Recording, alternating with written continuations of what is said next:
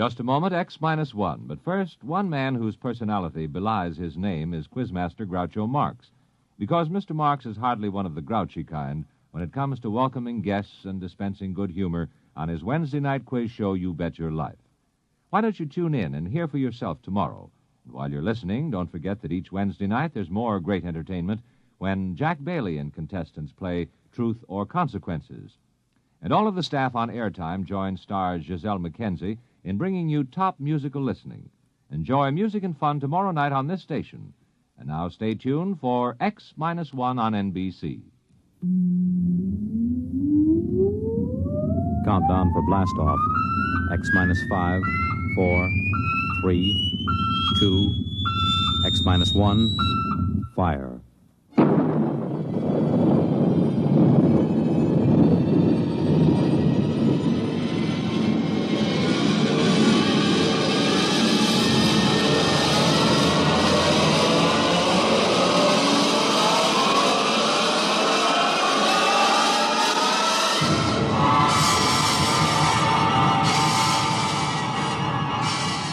From the far horizons of the unknown come transcribed tales of new dimensions in time and space.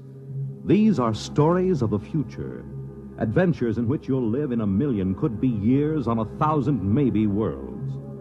The National Broadcasting Company, in cooperation with Galaxy Science Fiction Magazine, presents X minus one.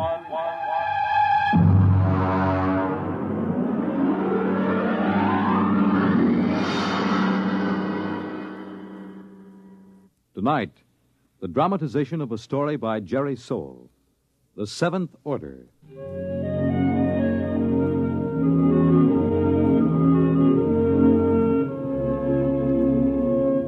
Brentwood, Illinois, would have been just about like any other average community of 10,000 had it not been for Presser College, one of the country's finest small institutions of learning. Its residents were used to the pranks, the hazings, and the practical jokes of the students. But even Professor Ansel Tomlin was surprised when the blue humanoid came down the street and up to the porch where the professor was sitting in an old wicker rocking chair.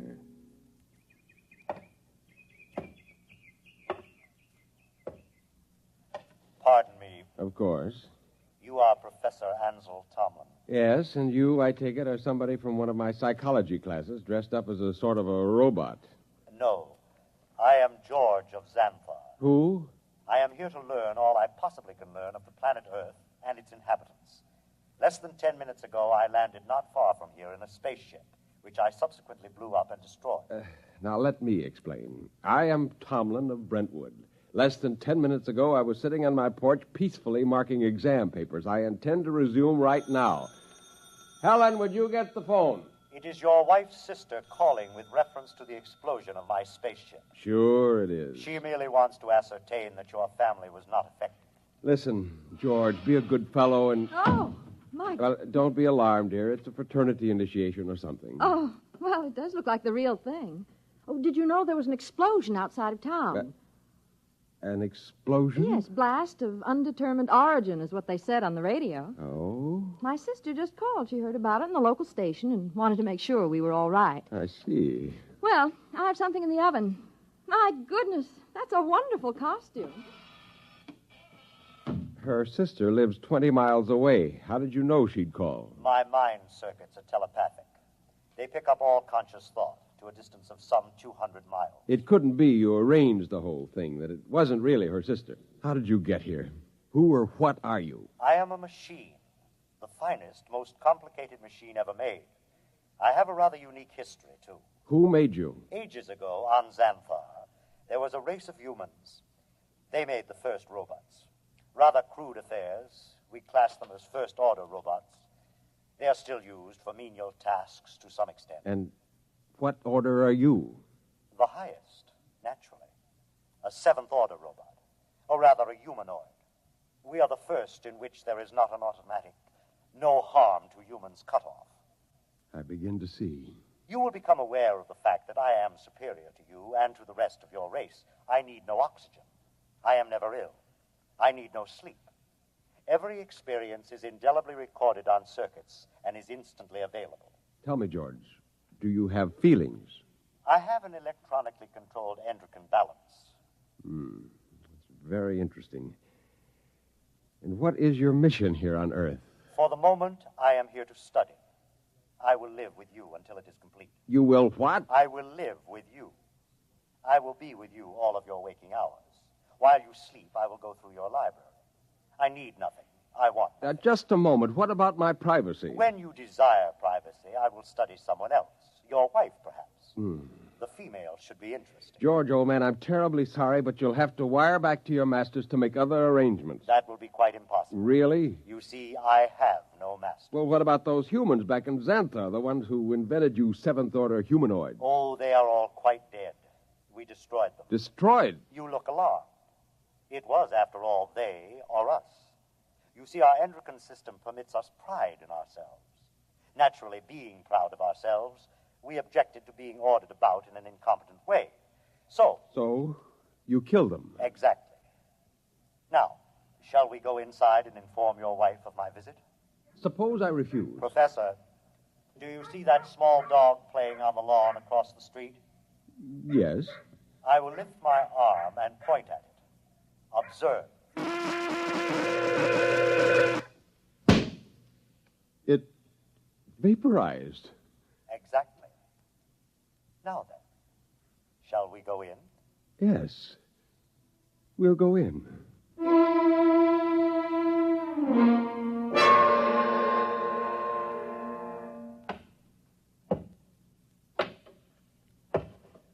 Oh, there you are. I see you brought your friend. Helen, this is George. George of Xanthar. George is a machine. Well, anybody can see that. It's the most convincing costume I ever saw. Helen, it isn't a costume. No? No, he's really a machine. Oh. He's staying with us, What? whether we like it or not. Well, really, Ansel. We have no choice. I am a seventh-order humanoid. I detect that your mind does not comprehend. I am here as an advanced scout for my race. After we establish a station here on Earth... I don't like this. Now, would you be kind enough to leave my house, young man? You are very slow to comprehend. I comprehend that I have a lot to do, and I'd appreciate it if you leave. Otherwise, I'm going to call the police. You may call anyone you choose, Mrs. Thomas. I'll have you arrested. I assure you I can detect your intention long before you have time to do me any harm. Well, we'll just see about this. Hello? Get me the police. Helen, it's useless. I can follow the call through the phone wire. Captain Townsend will answer. Captain Townsend. Captain, I want to report a robot. A what? A thing. It won't leave my house. Who is this? I'm Mrs. Tomlin, Professor Ansel Tomlin's wife, 44 Crescent Road. I'll send a car over. Now we'll see.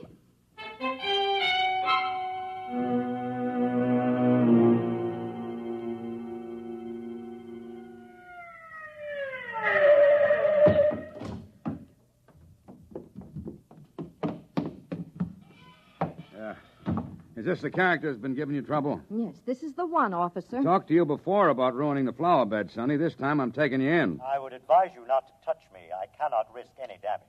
I'll see about that. Come on outside. I prefer to remain here until I complete my mission. You do, huh? You know what this is?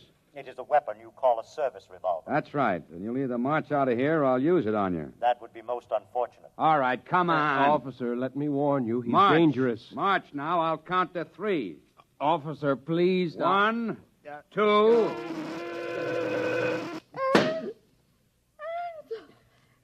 no. I regret it, but he was actually going to pull the trigger. Only to frighten me. But I cannot risk damage. He might have miscalculated and struck me with a bullet. Ansel, I'm frightened. There is no need for fear. You have only to accept the fact that the Seventh Order is coming to operate the planet for your benefit. Ansel. Helen, there's no use trying to do anything just yet. Now go next door to Mrs. Coleman. Tell her what's happened. I'll talk to George. Oh, but I don't... Please, Helen? Well, all right. Do you really think that you, a single robot, can conquer the Earth and make its people do your bidding? I can. Suppose it were demonstrated to you that you could not, that you could be destroyed. If that were so, I would naturally report that this planet is unfit for development by the Seventh Order. Well, you know they'll have you taken into custody for killing the officer. I cannot permit it. There will be needless slaughter. Unless you can convince your people it is useless to attack me. Will you let me try? I have no desire to prevent you. Go ahead. I detect that you are going to call the newspapers and the local television station and hold a press conference. Yes. I also detect that you have a plan to overcome me. Oh? I like that. Really? Yes. You see, in order to test this planet for development, I must know whether any of you are truly dangerous to us. You are a superior type of man, Professor. I welcome any plan to conquer me that you care to attempt. Okay, George. At least we know where we stand. I'll phone the newspapers.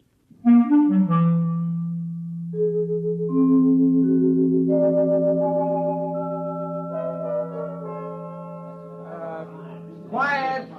Quiet, please! Quiet! Hold it down. Ladies and gentlemen, this is Henry Bennett, broadcasting from a sound truck parked in front of the home of Professor Ansel Tomlin in Brentwood, Illinois. At the moment, Professor Tomlin is seated on his front porch. Next to him is a strange-looking blue robot-type creature, also seated on a chair. At the moment, we don't know if this is a hoax or not, but Professor Tomlin, a highly respected man here at the university, has called a press conference to introduce what is supposedly a creature from another planet. Professor Tomlin is about to speak, and we'll try to catch his words. Quietly. Gentlemen, I wish to present to you George of Xanthar. Yes, now, just a moment. George is a machine. Probably the most dangerous machine ever invented. He is telepathic as well. He can read your thoughts like a book. He knows exactly what each of you is thinking at this very instant. Professor! Yes? Do you expect us to swallow this nonsense? Not without proof, gentlemen. Can George do his stuff for us? Let him tell me what I'm thinking right now. You are thinking about a blonde young woman named Laura, with whom you will attend a show tonight. Come on. Well, he happens to be right, but we've seen mind readers before. Let him do something else. Now, I did not call you gentlemen here for a demonstration of magic. I called you here in the hopes that a good deal of needless bloodshed might be avoided. Less than half an hour ago, I watched this creature completely vaporize a policeman who was trying to arrest him. I expect that the authorities will be here any minute. I hope I can convince you and them that it is futile. Well, I certainly do. Something ought to be done about a guy. Either you're nuts or you think we are. I don't believe this machine killed a cop. If a cop was killed, a human did it, trying to blame it on the machine. Now, gentlemen, I don't know how I can prove it. Perhaps if George will demonstrate his ability to vaporize... Observe the oak tree in the front yard. Now.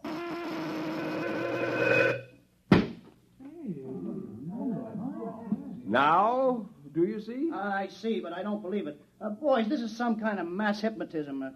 Maybe the tree was rigged up in advance. I swear to you... This George of Xanthar is all he's cracked up to be. Let's see what he does when I toss a rock at him. Don't be a fool. Here goes, George! Stop him! I warned you. I tried to warn you. Okay, everybody stand back. Stand back. Charlie, get that automatic rifle set up. Check, Chief. Professor, I advise you to step away from that kid. Captain, for your own sake, don't try anything. Step away, Professor. Very well, but I warn you. Okay, now don't fire till I'm ready, boys. Right. Now then, George of What's-This? We don't know who's inside that tin suit, but I'm giving you just 10 seconds to come out. Captain, Hey, you're wanted on suspicion of murder. Now come out. All right, boys.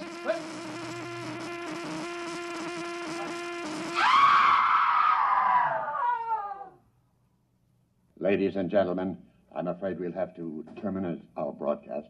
What started out as a good-natured hoax or publicity stunt has turned into a bloody massacre, as the bodies of some 6 policemen on the lawn of Professor Tomlin's home will attest. I don't know exactly what is happening here, but I can say this: George of Xanthar is no hoax. He, or it, is the spearhead of a race from outer space that's come to conquer the Earth.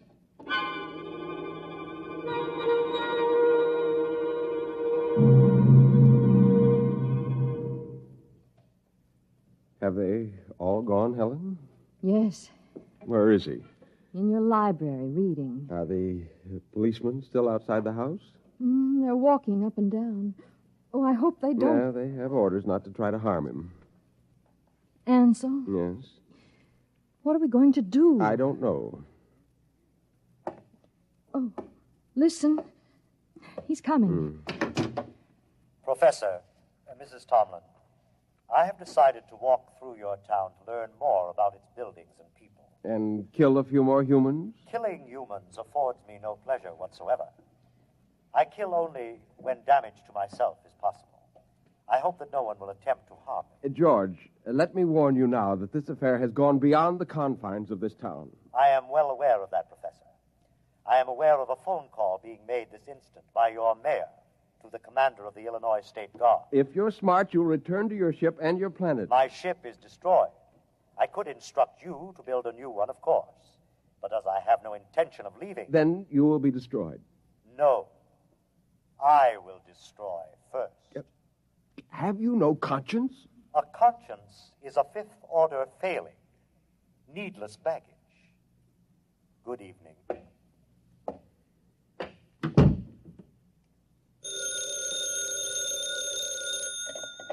Hello, Professor Tomlin. Yes. Yes, I will. Who was it? The mayor and the chief of police have called a meeting of the citizens of Brentwood at the college gymnasium tonight. Ansel, you're not going. I must. But no, Helen, there's much more at stake here than my life or yours. Civilization itself depends upon our standing up to this machine. I'm going to the meeting.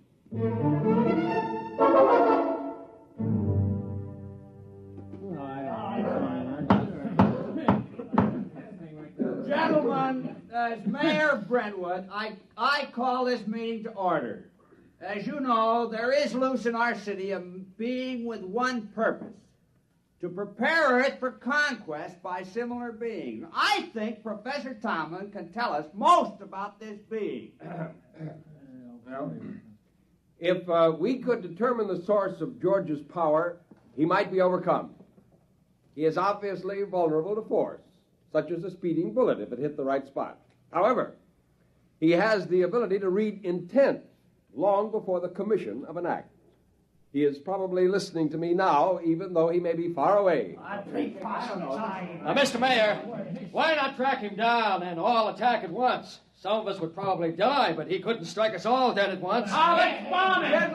Gentlemen, this humanoid is able to keep track of several hundred things simultaneously. As a matter of fact... Gentlemen.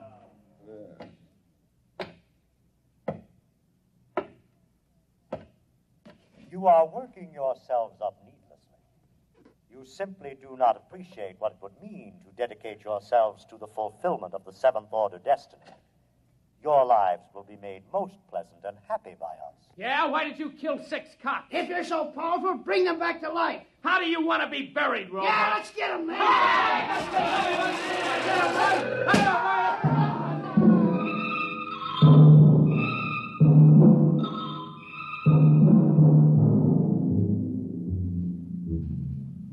And eyewitnesses report that in the end, when all were gone, George of Xanthar stood alone on the platform of the gymnasium.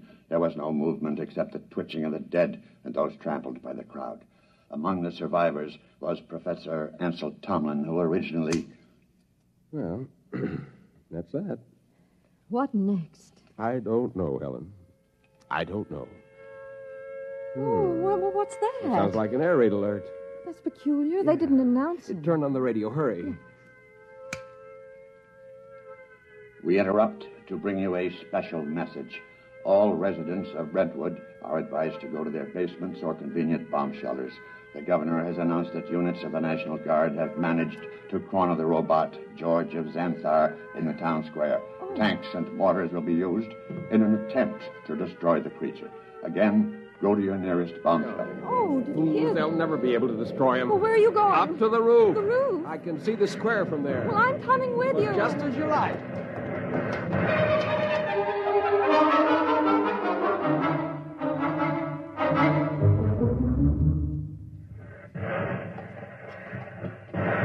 What's happening? He's vaporizing every tank and gun they bring up. Oh, Ansel, let's get away from here. Oh. What's that? Those are Army jets. We'll see how effective he is now.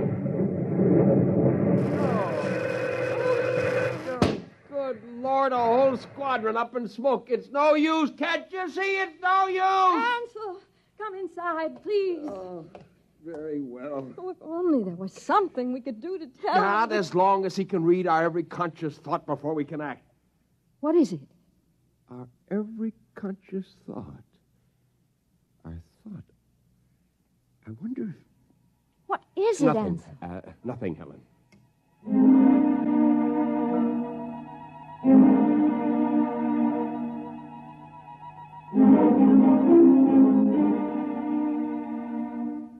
And the Army reports that the countryside around Brentwood is deathly still.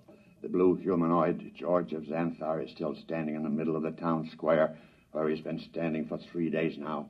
We'll keep you informed of developments. The military urges everyone to keep calm and go about your business as usual. There is no danger to anyone who is not attacking the humanoid. No danger. Wants to keep more of them from landing. Ansel, are you going to sit there with your head in your hands forever? Well, come have some dinner. Ansel? Yeah, it might work. Where are you going? Washington. What? I'm going to Washington. Would you be good enough to pack my overnight bag? I can catch a plane out of Chicago in about 2 hours. But why? What for? I'm going to talk to the Pentagon. What do you tell them? I'm going to tell them to surrender to George of Xanthar.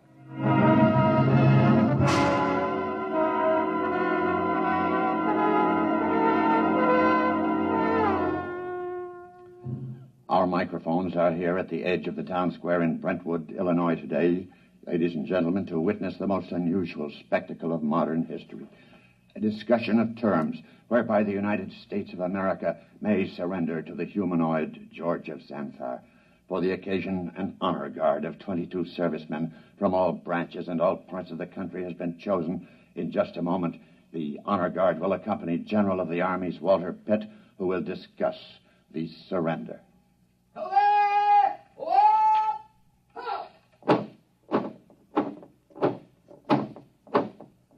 The honor guard is advancing to the edge of the square. The robot is standing there now, carefully eyeing the soldiers. Every ounce of his concentration seems to be going into it. Actually, we're told his telepathic circuits are probing their minds for some hint of danger. A thought, a flicker of an eyelash may be sufficient for him to vaporize all of them. General Pitt is about to speak. George of Xanthar, I hear you, General. I have been instructed to consult with you about your intentions toward our country and the world in general, with a view to reaching some sort of agreement with you and others of your kind who you say will invade the earth. May I approach? One moment. I perceive no intent to harm me. There is one man among your soldiers, however, who has an illogical thought. Will the soldier who is thinking the thought, 11 o'clock, step closer? Do as he says. Does 11 o'clock mean anything to you, soldier? No, sir. It's running through my mind, but it don't mean a thing to me. My examination of your thoughts tells me you speak the truth. Very well. We will proceed with the talk. Ladies and gentlemen, it's a tense moment. The general and the humanoid are discussing terms. The soldier who was questioned about the thought, 11 o'clock, has stepped back into the ranks and is holding his rifle at attention like the others. I perceive it's now 10:59 a.m. If there is any significance to the thought about which the soldier was questioned, we'll know in 1 minute. We of Xanthar, gentlemen, would not want to improve a planet which could not be educated and would continually oppose our program. Therefore, I am glad to see your willingness to discuss. After my message goes out, there will be a landing party on Earth within a few days. While waiting for the party, however, there are certain preparations. Just list them for us. Your government will naturally have to turn over complete authority to us. Afterward, we will utilize your press and radio to disseminate our instructions to your people. Simultaneously, in other nations, the same procedure will be carried out by our rep.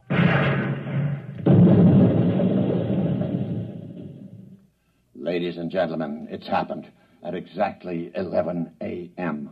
10 soldiers in the honor guard instantaneously fired their weapons into George of Xanthar. Apparently explosive bullets have blown him to smithereens. The remains are lying scattered all over the square. People are pouring in, kissing each other, shouting.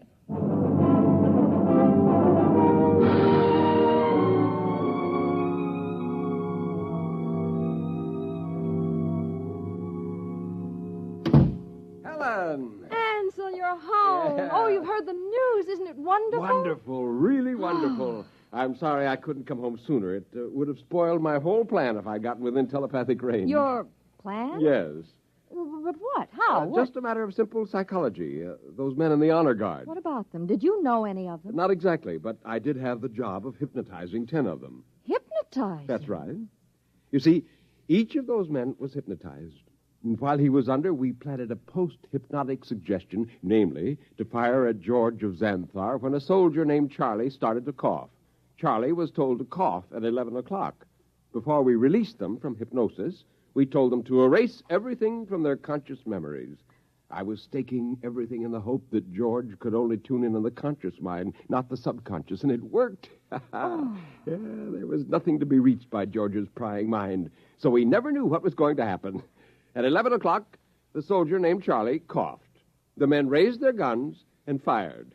And that was the end of George of Xanthar. Now, if you don't mind, I've got some exam papers to mark.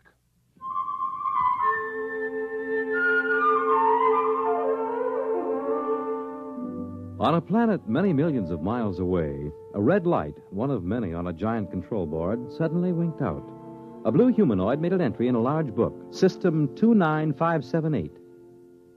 Planet 3 inhabited. Too dangerous for any kind of development.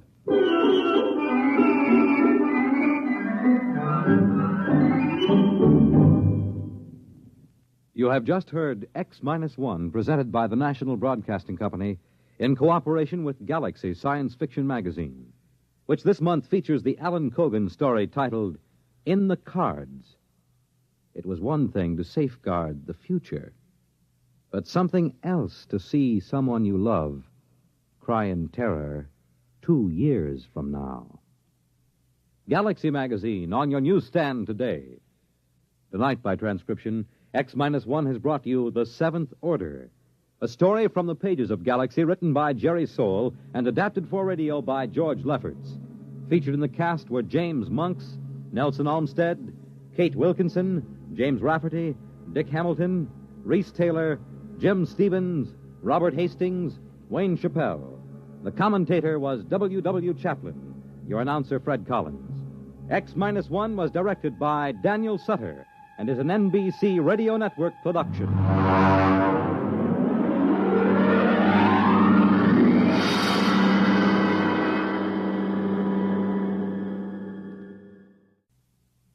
The Wonderful World of Robert Benchley on Biography and Sound tonight on NBC Radio.